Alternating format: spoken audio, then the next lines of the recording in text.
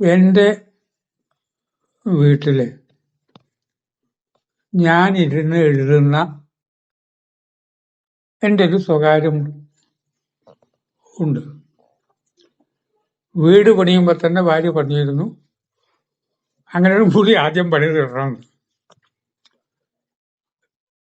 എന്നാൽ ധാരാളം പേര് കാണാൻ വരും. കാണാൻ വരുന്നവര് കുറെ പുസ്തകങ്ങള് അവിടെ കിടക്കുന്നൊന്നും ഓർഡറിലായിട്ടൊന്നും അവർക്ക് തോന്നില്ല.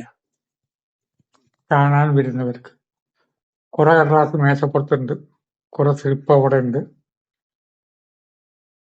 അത് കഴിഞ്ഞിട്ട്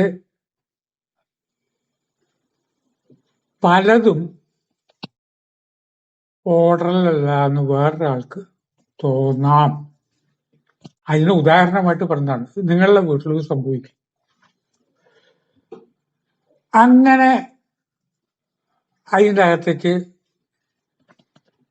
ഭാര്യ ചൂലായിട്ടൊന്ന് കയറും. ആ പുസ്തകങ്ങളൊക്കെ ഒന്ന് ഒതുക്കി വെക്കും. ആ പുസ്തകങ്ങളൊക്കെ ഒന്ന് ഒതുക്കി വെച്ചിട്ട് മാതാരം വെട്ടും. എന്നെ കണ്ട അത് എന്തൊക്കെയാണ് അവിടെ കിടക്കണത് എന്നൊരു വരിയും പറയും. ഇവര് ഓർഡറാക്കി ഒക്കെ ഒന്ന് റെഡിയാക്കി വെക്കും.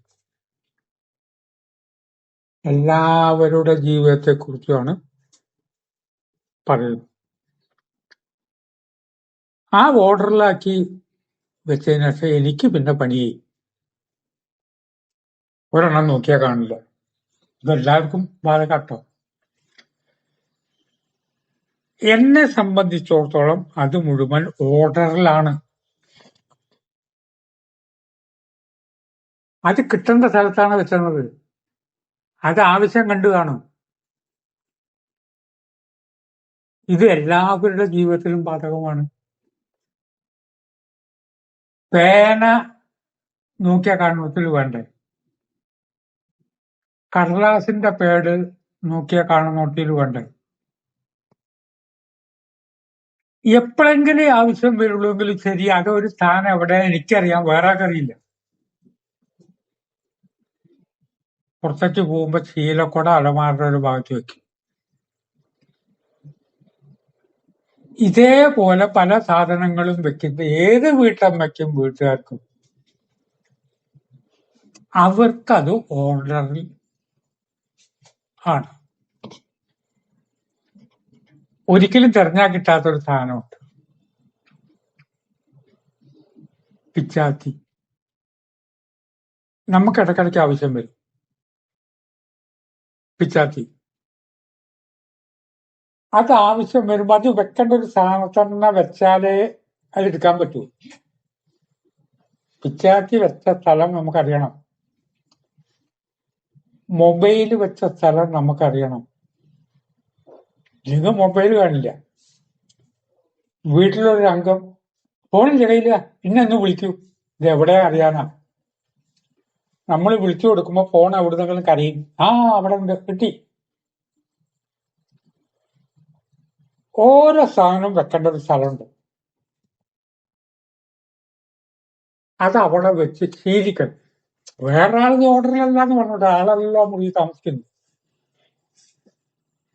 ചിലപ്പോ രാത്രി 1 മണിക്ക് എന്തെങ്കിലും വയ്യാതെ എന്തെങ്കിലുമൊക്കെ വരുമ്പോ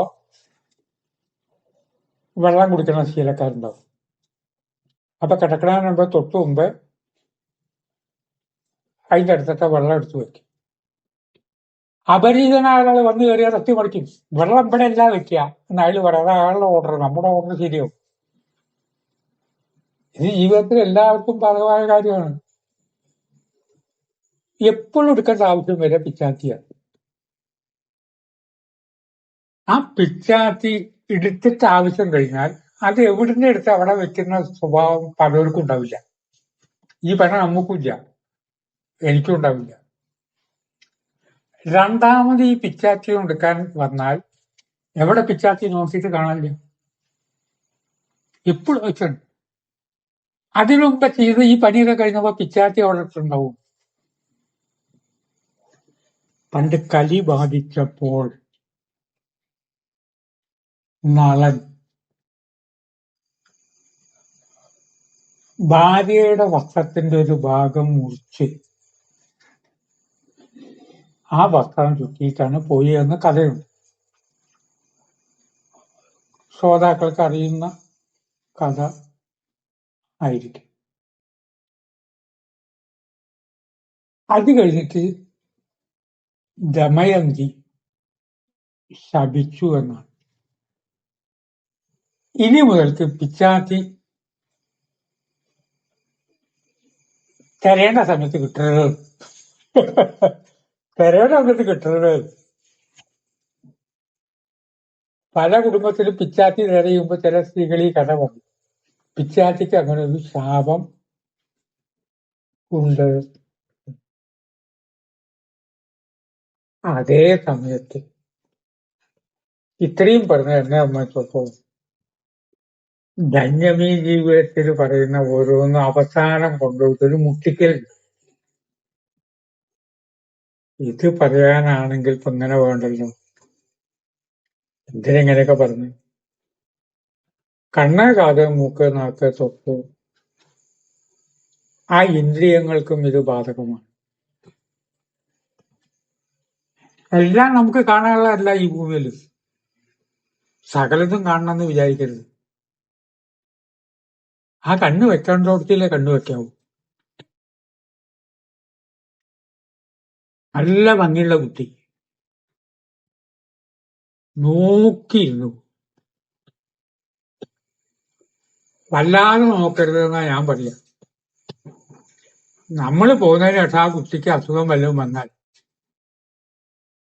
ഇന്ന് രാവിലെ ശങ്കുണ്ണിയാര് വീട്ടിൽ വന്നിരുന്നു. അപ്പൊ അയാളുടെ നോട്ടം കണ്ടപ്പോഴേ എനിക്ക് തോന്നി ഇവന് സൂക്കട് വരുന്നു. ഇത് പറയിപ്പിക്കണ്ട. ഇതിപ്പോ ഈ കുട്ടിയുടെയും ശങ്കുണ്ണിയാരുടെ ഉദാഹരണമല്ല, ബാക്കി ഉദാഹരണങ്ങളൊക്കെ നിങ്ങൾ ഊഹിക്കുക. കണ്ണ് പതിവായിട്ട് വെക്കേണ്ടോടത്ത് വെക്കുക, കാത് വെക്കേണ്ടോടത്തേക്ക് വെക്കുക. കാത് ചിലതൊന്നും നമ്മൾ കേൾക്കേണ്ടതല്ല. അത് എന്താന്ന് ചോദിക്കണ്ട, കുടുംബത്തിൽ തന്നെ ചോദിക്കരുത്. ഭാര്യയുടെ ഫ്രണ്ട് വന്നിട്ട് എന്തൊക്കെയോ പറഞ്ഞ് വിടുന്നതിനെ പോയി എന്തേ പറഞ്ഞ് അത് കേൾക്കേണ്ട കാര്യമില്ല. അപ്പൊ ഭാര്യ തന്നെ പറയില്ലേ, അത് നിങ്ങൾ അറിയേണ്ട കാര്യമൊന്നുമല്ല. ആര് അവളുടെ സ്വഭാവം അറിഞ്ഞൂടെ, അവളിങ്ങനെ ഓരോന്ന് പറഞ്ഞ. മൂക്ക്, ഗന്ധം, ആ മൂക്കും ഗന്ധവുമായുള്ള ബന്ധം ഏകദേശം മറന്ന രീതിയിലാണ് മനുഷ്യർ ജീവിക്കുന്നത്. ചുറ്റുമുള്ള മൃഗങ്ങൾ, ആ മൃഗങ്ങള് നമ്മളെ തിരിച്ചറിയുന്നുണ്ട്. മൃഗങ്ങൾ തിരിച്ചറിയുന്നുണ്ട്, അവര് ഗന്ധത്തിലൂടെ അറിയണത്. ഒരു വീട്ടില് വീട്ടമ്മ പുറത്തേക്ക് പോയിരിക്കുന്നു, ബാക്കി എല്ലാവരും ഉണ്ട്. ആ വീട്ടമ്മ അവിടെ ഇല്ല എന്നുള്ളത് അറിയുന്ന നായകളുണ്ട്. അവരിപ്പോ വീട്ടമ്മ അകത്തുണ്ടോ, മേറ്റിനെ കാണാൻ പോയില്ലാന്ന് ആലോചിച്ചില്ല. അവർക്കറിയാം ഗന്ധത്തിൽ നിന്ന്. നാക്ക്, വിദ്യാർത്ഥിയുടെ കാര്യം പറഞ്ഞ മാതിരി തന്നെയാണ്. നാക്ക് വളരെ ശ്രദ്ധിക്കണം. എന്താ വളരെ ശ്രദ്ധിക്കണം എന്ന് പറയാൻ കാരണം, നമ്മൾ സംസാരിക്കുന്നവരും ഇടപഴകുന്നവരും മിക്കവാറും ഓരോ കാര്യം പറയുമ്പോഴേ എങ്ങനെയാ റിയാക്ട് ചെയ്യാൻ നമുക്കറിയാലോ. ഇത് പറഞ്ഞാൽ അയാൾ എന്താ മറുപടി പറയുക എന്ന് നമുക്കറിയാമല്ലോ. വെക്കേണ്ട സ്ഥലത്ത് വെക്കണം. ത്വക്കിന്റെ കാര്യം എന്ന് പറഞ്ഞാൽ സ്പർശ സുഖമാണ്, വിസ്തരിക്കേ വേണ്ട. വീട്ടിലെ ഉപകരണങ്ങൾ മാത്രമല്ല, പഞ്ചേന്ദ്രിയങ്ങൾ അതാതിന്റെ സ്ഥാനത്ത് വെക്കുന്നതിനെ കുറിച്ച് ഇന്നൊന്ന് ചിന്തിച്ചു എന്നേ ഉള്ളൂ. തന്നെ ഈ ജീവിതത്തിൽ വെറുതെ ഒരു ചിന്ത മാത്രമാണ്. പതിവായി കേൾക്കുന്ന എല്ലാവരോടും നമസ്കാരം പറയുന്നു.